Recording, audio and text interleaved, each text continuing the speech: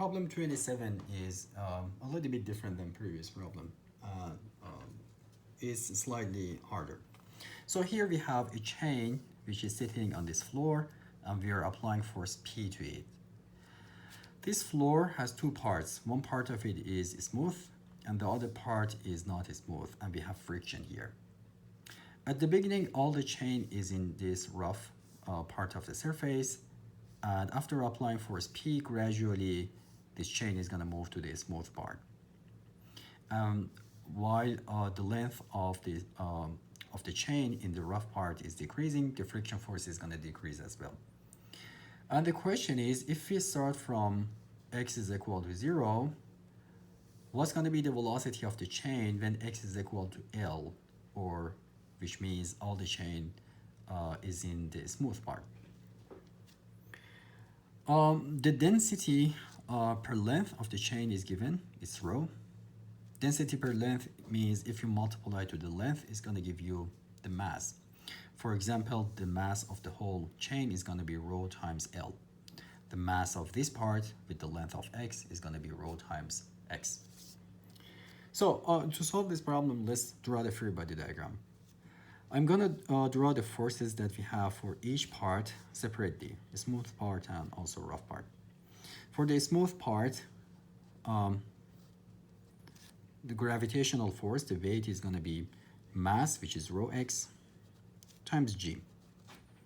And because there is no force, there is no movement in the y direction, the support from the reaction force from the ground is going to be the same thing, rho x times g. Same thing for the rough part.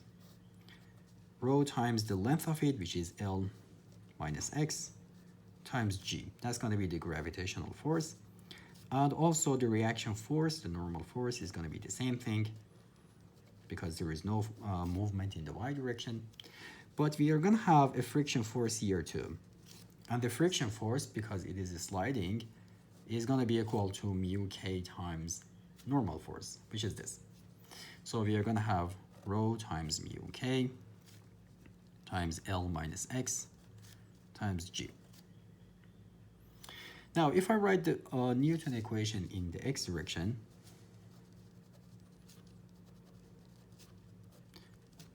let's see what happens. In the x direction, we have this external force P, and also we have this friction force. So minus rho times mu k, L minus x times g is going to be equal to the total mass, which is rho times L, times the acceleration. So acceleration from this equation is going to be P divided by rho L minus mu k times 1 minus x divided by L times g. So we got the acceleration of this chain at any moment in terms of x. And the goal of this problem is finding the velocity of the chain. I have acceleration in terms of displacement, and I'm trying to find the velocity.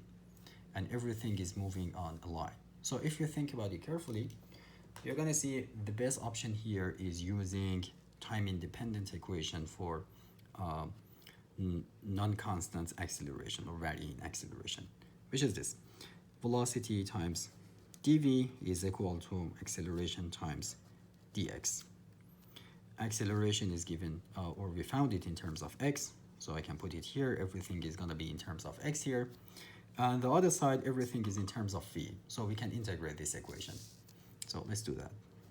V dv is going to be equal to acceleration, which is p divided by rho L minus mu k times 1 minus x divided by L times g times dx.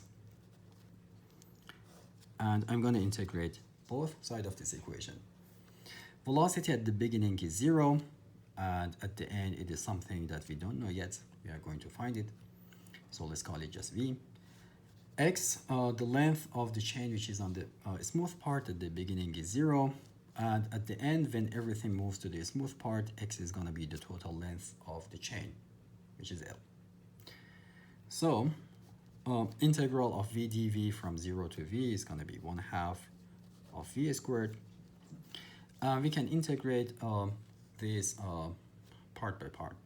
First, the constant parts, p divided by rho l minus mu times g. Integral of it from 0 to l is going to be p divided by rho l times l, so that's going to cancel out, minus mu k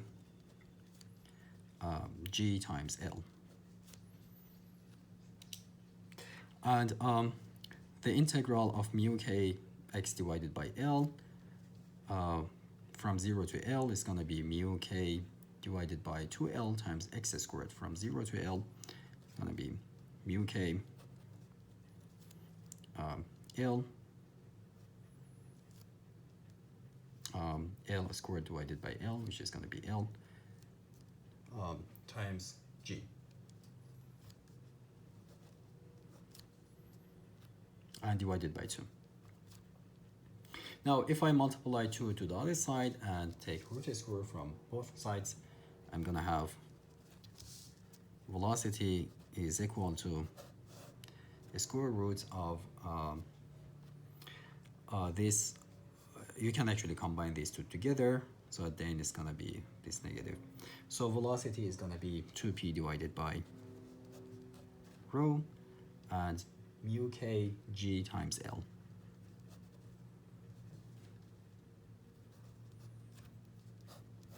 So that's going to be the velocity when everything is in a smooth part.